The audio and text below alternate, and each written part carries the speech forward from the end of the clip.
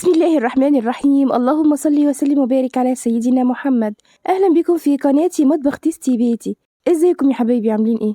هنعمل النهارده حاجه حلوه من حلويات زمان اللي ما بتتنسيش. بحاول اجمع لك كل الحلويات اللي بتليق على رمضان، حاجه مختلفه عن الكنافه والقطايف. خلي الوصفه دي عندك واعمليها في رمضان، حلوه وسهله، والميزه فيها انها كل ما بتبات كل ما بتحلو. فلو عندك عزومه ممكن تجهزيها قبلها بيوم وهتبقى احلى بكتير من الحلويات اللي بتتعمل في نفس اليوم. الحلو بتاعنا النهارده رموش الست، أو بيسموها كمان حلا الشهد.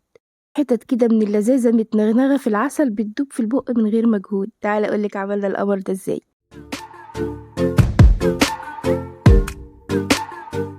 هناخد كوباية إلا ربع من الزبدة وربع الكوباية زيت. الزبدة لازم تبقى طرية بدرجة حرارة المطبخ، وهنزل عليها بكوباية من السكر البودرة. المعايير كلها متاخدة بالكوباية دي، خلي الكوباية واحدة تاخدي بيها كل المقادير. هنضرب بقى الزبدة مع السكر البودرة، وخدي وقتك شوية في الضرب لحد ما تتحول لكريمة ويبقى لونها فاتح. هتاخد حوالي 3-4 دقايق كده من الضرب. بصي لونها فتح معاكي ازاي، والسكر داب وبقت شبه الكريمة. هجمع كده وهنزل عليها بيضة واحدة بس وبياض بيضة.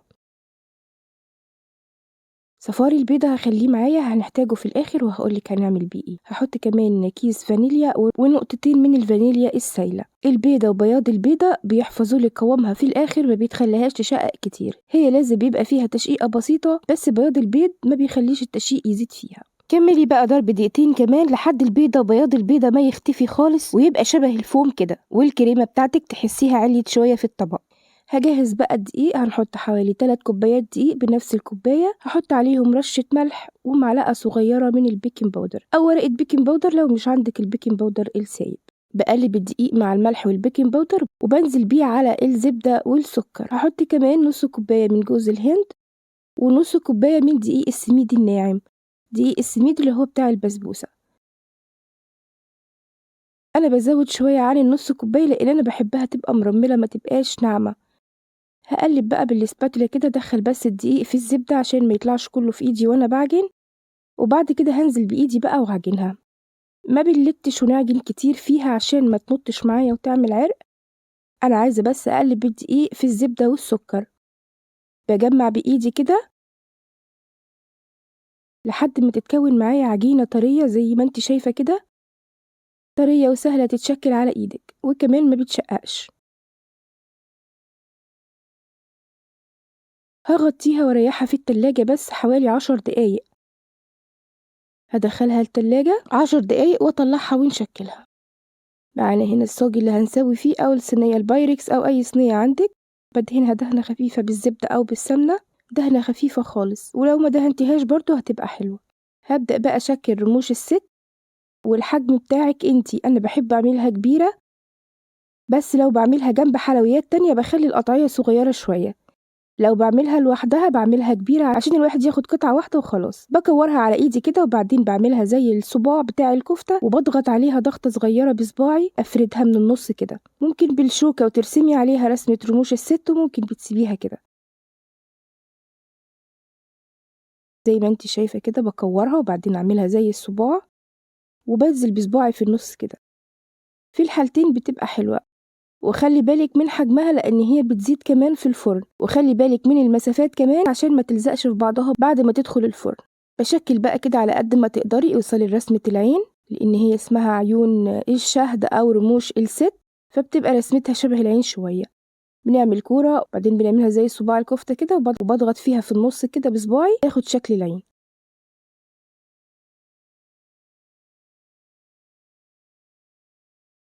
دي الكمية اللي طلعت معايا، وخلي بالك ان انا عاملة الحجم او المقاس بتاعها كبير، يعني هي ممكن تطلع معاكي عدد قطع اكتر من كده بكتير لو عملتي المقاس صغير. صفار البيضة بقى اللي سبناه في الاول خالص هحط عليه معلقتين 2 بس من اللبن ورشة فانيليا صغيرة وهدهن بيه الوش. بدهن الوش بتاعها عشان تاخد معايا لون. بتدخليها على فرن متسخن من قبلها بشويه كده حلوين على درجه حراره 180. لو عندك مروحه بتحطيها في الشبكه اللي في النص وبتفتحي المروحه بتلون من فوق ومن تحت في نفس الوقت. لو الفرن ما فيهوش مروحه بنفتح عليها من تحت لحد ما تاخد لون، وبعد كده بفتح عليها الشوايه من فوق تاخد لون بالشوكه كده، وبعمل عليها خطوط. برسم عليها خطوط. انا ما بفحرش في العجين، انا بعمل بس على الوش على البيض من فوق عشان تدي شكل في الاخر بعد السوا. هي كلها على بعضها ما بتقعدش في الفرن اكتر من ربع ساعة لو الفرن ناره كويسة. لو ناره هادية بتسيبيها كمان لحد تلت ساعة مش اكتر من كده. بتلون من فوق ومن تحت وانت اللي بتتحكمي في درجة اللون، لو بتحبيها غامقة او فاتحة شوية. وبخرجها وبحطها بجمعها كده في بولة او في حلة وبدلق عليها العسل وبركنها في العسل شوية. سيبيها بقى تتنغنغ في العسل كده. هي كل ما بتديها عسل بتشربه وبتطرى وبتكبر معاكي وبتبقى مرملة وتحفة. لو عندك مناسبة ومجهزاها من قبلها بيوم، حطيها في علبة تلاجة بغطا حلو كده ورشي عليها العسل وبيتيها في التلاجة، هتلاقيها تاني يوم طرية معاكي زبدة وكأنك لسه عاملاها بالظبط. بديها رشة عسل كمان عشان ألمعها ساعة التقديم. العسل بتاعها بيبقى عسل خفيف وبارد وهي بتبقى طالعة من الفرن سخنة وبتشربيها. رشة جوز الهند بقى، رشة فستق مطحون، زي ما انت عايزة زوقيها. تحفة يا بنات، جميلة جدا ودايبة، عاملة زي حتة البسبوسة كده، هي أحلى كمان. شايفة؟ مش مستحملة كده بالشوكة بتدوسي فيها بتتفتفت معاكي، طرية وهشة وجميلة. لو بتحبيها مرملة زودي دقيق البسبوسة بس مش كتير عشان ما تشقش منك في الفرن وتفك. يعني آخرك كوباية إلا ربع، احنا بنحط نص كوباية، ممكن تزودي كمان لحد كوباية إلا ربع مش أكتر من كده. والمقدار ده ل3 كوبايات من الدقيق الأبيض. شايفة جميلة ازاي؟ زي ما قلتلك في بداية الفيديو، الحلويات دي كل ما بتبيتيها كل ما بتبقى أحلى. يعني لو جهزتيها من قبلها بيوم وحطيتيها في العسل وسبتيها، تاني يوم هتلاقيها زبدة.